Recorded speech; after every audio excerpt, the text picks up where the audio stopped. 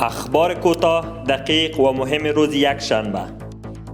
قرارداد تامین برق برای سال 2023 میلادی میان شرکت برشنای افغانستان و شرکت ملی برشنای ازبکستان منعقد گردید. وزارت امور شهدا و معلولین میگوید در 4 بخش: خیاطی، ترمیم موبایل، ترمیم کامپیوتر و ترمیم وسایل برقی برای ایتام برنامه‌های آموزشی آغاز کرده است. وزارت امور مهاجرین میگوید به 1416 خانواده در ولایات ننگرهار، تخار، پکتیکا و فاریاب کمک توزیع کرده است.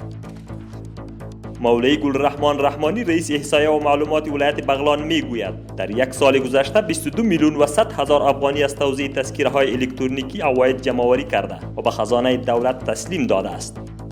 سرپرست وزارت زراعت، آبیاری و مالداری با مسئولین محلی ولایت بغلان ملاقات نمود.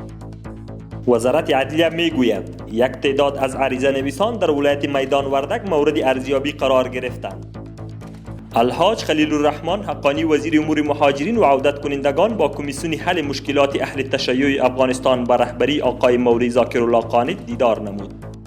ستره محکمه میگوید در مربوطات محاکم ولایت هلمند به اساس حکم امیرالمؤمنین حفظه الله تعیینات جدید صورت گرفته است. شاروالی کابل میگوید کار ساخت کوچه های ناحیه چهارم در گذر 16 آغاز شده است. مسئولین شرکت برشنا میگوید چین در افغانستان در بخش تولید فابریکه برق به ارزش 500 مگاوات برق از زغال سنگ سرمایه گذاری می کند.